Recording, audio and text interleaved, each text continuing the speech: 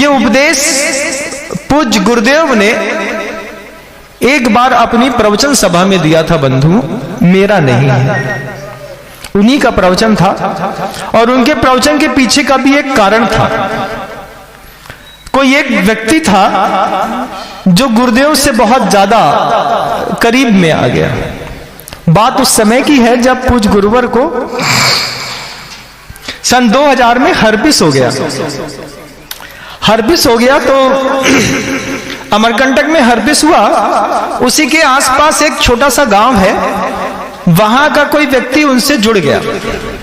उनकी सेवा करना, अच्छे ताकतवर है, सेवा करना, शुश्रूषा करना, उनको उठाना धरना, दिन रात लगे रहना। आचार्य श्री जी के मन में आया बार बार कि इतनी सेवा करता है, इसको कुछ देना चाहिए। देना चाहिए तो गुरुदेव क्या देंगे, वो तो अक्षय दान के दाता है, उनके दान पूरी दुनिया में फलीभूत होते हैं। उस व्यक्ति से गुरुवर ने कहा, भैया तुम जीन्स टी शर्ट पहन करके हमारे पास आते हो, बाकी तो सब ब्रह्मचारी लोग आते हैं, महाराज आते हैं, तुम ही एक ऐसे हो जो सिविल कपड़े पहन करके घुसते हो अंदर, और अंदर घुस करके सारे काम करते हो, तो लोगों को लगता है कि ये कौन है, ये कौन है, ये कौन है। तो एक काम करो, तुम अपने वस्त्र बदल लो, कुर्ता पजामा पहना करो और ब्रह्मचर्य व्रत ले लो। लेकिन जब दिमाग में रम रमा और रमी बैठी हो तो फिर हृदय में राम नहीं बैठ सकते। तो जिसको वो समझा रहे थे उसके दिमाग में रम रमा और रमी में से कोई एक बैठा था। अब वो बोलता है आचार्य श्री जी से, आचार्य श्री जी अभी तो समय है आचार्य जी, अभी देखते हैं, अभी तो सेवा कर दें, इतना ही बहुत है। पूज्य मुनिषी निस्वास सागर जी महाराज मेरे उद्बोधन से अपनी दिशा को पकड़ चुके हैं कि मैं किसकी चर्चा कर रहा हूं, इसलिए उनकी मुस्कुराहट कुछ अलग तरीके की है। तो बार बार आचार्य श्री जी जैसे स्वस्थ होते जा रहे थे, वो कहते हैं उस व्यक्ति से कि भैया तुम बार बार ऐसे घुस जाते हो, किसी का तुमको भय भी नहीं है, डर भी नहीं है, किसी से तुम दबते भी नहीं हो, और सीधे घुस जाते हो, आते हो, सीधे भैया व्यक्ति करने लगते हो, तुम सबसे पहले व्रत ले लो। आचार्य श्री से बोलता है वो व्यक्ति, हम सोचते हैं आचार्य श्री बोलते दुनिया से, हम सोच रहे हैं तुम्हारे बारे में। और वो गुरुदेव से कहते थे अभी सोच रहा हूं। आचार्य श्री जी हंसते रहते थे, बोले देखो तो पूरी दुनिया जिसके पैरों में आने को तरसती है वो खुद कह रहा है जिससे कि तुम व्रत ले लो, वो हमको समझा रहा है, हम सोचते हैं। तो आचार्य श्री बोलते हैं चलो ठीक है भैया, जब काल लब्धि इसकी आएगी तभी ये आएगा, इसके पहले कैसे आएगा। लेकिन आचार्य श्री जी अपना थोड़ा थोड़ा, चूंकि वो भैया व्यक्ति में प्रवीण थे, तो गुरु चाहते हैं कि तुम अपने संसार के दुख से बाहर निकल आओ, लेकिन तुम्हारी बुद्धि, तुम्हारी निर्मल वृत्ति तुमको दुख से बाहर निकलने की प्रेरणा नहीं देती। और एक दिन उस व्यक्ति ने गुरुदेव से कह ही दिया कि न मेरे दिमाग में रम है न रमी, दो तो नहीं है, एक रमा जरूर है। अगर वो नहीं मिली तो फिर जरूर ब्रह्मचर्य व्रत ले लूंगा। आचार्य श्री जी बोलते हैं अभी विवाह हो गया है क्या? बोले विवाह हुआ नहीं है आचार्य श्री जी, लेकिन मन में एक रमा है, अगर वो मिल गई तो फिर आपको चौका लगाएंगे, और अगर नहीं मिली तो फिर आपके संग में पक्के हैं। तो आचार्य श्री जी भी उसकी इस बात को सुनकर के मुस्कुरा दिए, आशीर्वाद दिए। और दूसरे दिन गुरुदेव का एक प्रवचन हुआ संडे को, आज भी संडे है, भाग्य की बात है, रविवार की बात है। शक्ति के दुरुपयोग की कहानी गुरुदेव ने अपनी जुबानी सुनाई। गुरुदेव ने उद्बोधन दिया उस व्यक्ति को लेकर के, उस व्यक्ति ने भी उस उद्बोधन को बराबर पूरा प्रॉपर पकड़ा, लेकिन टस से मस नहीं हुआ, बंदा लगा रहा अपने काम में। आचार्य श्री का उद्बोधन था, एक महाराज राजा घुड़सवारी करते हुए जंगल से जा रहे थे, शक्ति संपन्न थे, बहुत बड़े साम्राज्य के स्वामी थे। आप भी शक्ति संपन्न हैं बंधुओं जो मेरे इस बात को सुन रहे हैं। चाहे यहां चाहे टीवी के माध्यम से। आप भी शक्ति संपन्न हैं, आप भी किसी राजा से कम नहीं हैं, आपके अंदर भी एक अदम्य उत्साह का घोड़ा है, आप भी अपनी जिंदगी बहुत अच्छी जीते हैं, सब अच्छी जिंदगी जीते हैं, वो भी अच्छी जिंदगी जी रहा है। गुरुदेव उद्बोधन कैसे समझाते हैं आप देखिए, आचार्य श्री जी के संसार से निकालने का क्या तरीका होता है।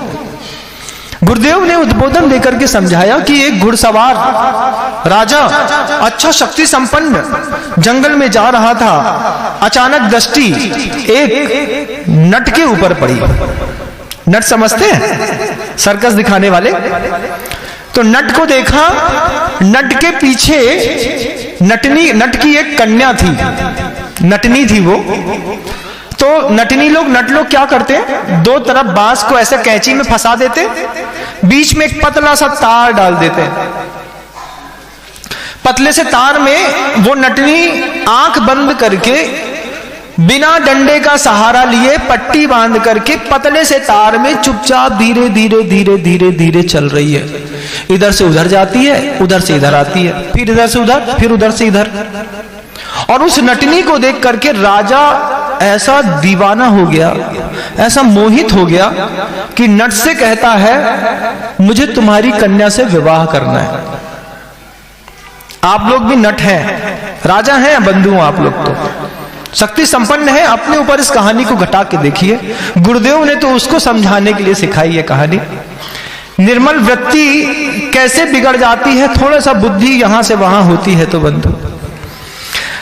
आचार्य श्री जी कह रहे थे कि वो नट के तार में चलती हुई उस नट की कन्या को देख करके राजा के मन के अंदर पैदा हुआ भाव, इसी से विवाह करना है चाहे कुछ हो जाए। नट से बोलता है तुम्हारी कन्या हमको पसंद है, इसकी शादी हमारे साथ कर दो, हम फलाने देश के राजा हैं। नट कहता है होगे राजा, हमें तुमसे क्या प्रयोजन। तो फिर ये कन्या तो मैं नट खानदान का हूं, किसी नट को ही दूंगा। क्या राजा को नहीं देने वाला? तुम राजा को देने से हमारी परंपरा खराब हो जाएगी, हमारे खानदान का जो हुनर था वो हुनर चला जाएगा। तो हम अपना हुनर और अपनी संस्कृति क्यों बर्बाद करें? हमारी कन्या है, जिस घर में जाएगी संस्कृति को व्यवस्थित चलाएगी। अगर तुम्हें इतना ही हमारी कन्या का मोह है तो तुमको अपने राजा का पद छोड़ना पड़ेगा और नट बन करके दिखाना पड़ेगा। आचार्यों ने क्या खूब कहा है, मोह न छिज्जदि अप्पा दारुण कम्मम करेदि बहुबारम नहु पावदी भवतीरम किम बहु दुखम वहेदि मूढ़मति। हम लोग जहां स्वाध्याय करते हैं वहां पे ये कारिका कल लिखी थी बंधु, पढ़ी तो याद हो गई, आपके सामने रखती। मोह न छिज्जदि अप्पा दारुण कम्मम करेदि बहुबारम। बहुत बार मोह नहीं छोड़ पाने के कारण इस जीव ने ऐसे दारुण कर्म किए हैं कि उसका वर्णन संभव नहीं। फिर किम बहु दुखम, और उस दारुण कर्म को करने के कारण उसने मोह की माया से वशीभूत होकर के कैसे कैसे कर्म को करके दुख सहा है, कहा नहीं जाता। वो राजा कहता है मैं तो इस कन्या से विवाह करके रहूंगा चाहे कुछ हो जाए। उसने कहा सबसे पहले इसी कन्या के साथ रह करके पतले तार में चलना सीखो, प्रैक्टिस करो, और जब कर्तव्य करके और 1000 स्वर्ण मुद्राएं कमा करके मेरे हाथ में दे दोगे उस दिन मैं तुमको अपनी कन्या दे दूंगा। कहां वो पूरे राज्य का स्वामी जिसके संपत्ति में हजारों करोड़ों मुद्राएं रखी हैं, अपनी सत्यवादिता और अपने उस हुनर को छोड़ करके वो एक स्त्री पे मोहित होकर के कहां फंस गया बंधुओं? नट पे चलने का हुनर सीख रहा है राजा होकर के। तुम लोग भी तो ऐसे ही हो, किसी और व्यक्ति के कहने पर तुम अपने स्वभाव से कितने प्रतिकूल परिणमन करने लगे। कहां तुमको समय पर देव शास्त्र गुरु की पूजा करनी थी, स्वाध्याय करना था, धनोपार्जन करना चाहिए था। रात में 9 बजे से लेकर के रात में 3 बजे रात तक लगे हो, उसी नटनी के चक्कर में व्हाट्सएप चलाने में आंखें बर्बाद करते, उसी नटनी के चक्कर में हेडफोन कान में फंसाए फंसाए आदमी सो जाता है, कान पूरा खराब होकर के बहरा हो गया आदमी। नटनी के चक्कर में आयुष्य कम नहीं कर रहे क्या? आप खुद सोच लीजिएगा। कर रहे हैं महाराज। फोन फंसाया, सो गए। अब लोगों ने बताया महाराज जी +14 का चश्मा लग गया लड़के को। क्यों? इनकी हरकत कुकर्म ऐसे हैं कि रात में मोबाइल चालू करके सो जाते थे। फिर क्या? अभी की होली की बात है, भांग पी करके आए, चालू करके सो गए, उठे नहीं। जब हम उठे तो हमने देखा कि क्या चल रहा है, तो कल ही लेके आए वो हमारे पास, समझाइए इनको। हमने कहा प्रवचन में समझाएंगे, सबको समझ में आएगी बात। अब आप देखिए कि वो नटनी के चक्कर में राजा पतले तार में चलना सीख रहा है। स्वर्ण मुद्राएं एक एक करके, पहले आना, फिर कौड़ी, फिर पाई इकट्ठा करके उसकी मुद्राएं बनाएगा, 1000 मुद्रा कमा के उसको देगा। कितना, कहां बुद्धि कहां चली गई, और बुद्धि के चक्कर में वृत्ति कहां चली गई। बुद्धि थोड़ी सी भ्रमित हुई एक कन्या के चक्कर में, और एक महाराज होकर के, किसी देश का स्वामी होकर के पतले तार में चलना सीख रहे हैं। ऐसे ही हम लोग भी, कई लोग हैं बंधुओं, कि किसी के ऊपर विमोहित होकर के, और हम भी कैसे पतले, कैसे कैसे कर्म करने में लगे हैं, और अपनी शक्ति का उपयोग अपने लिए ही नहीं कर पा रहे। पैसा कमाते हैं हम, बर्बाद करते हैं किसी और के लिए। दिन भर सुबह से लेकर शाम तक, देखो हंसी में बात को नहीं लेते, बात को गंभीरता से समझते हैं। समझना चाहिए गंभीरता से बात को, कि आप किसी एक समृद्ध शक्तियों के स्वामी होने के बाद शक्ति का दुरुपयोग कहां पे कर रहे हैं।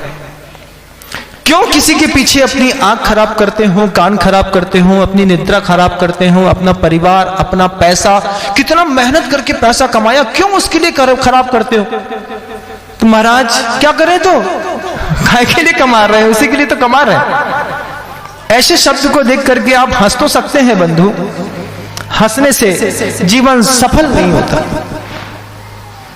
पीछे पड़ गए, पैसा कमाना, पैसा कमाना, पैसा कमाना, पैसे को भगवान मान लिया, उसके लिए बुद्धि ने वृत्ति बिगाड़ दी।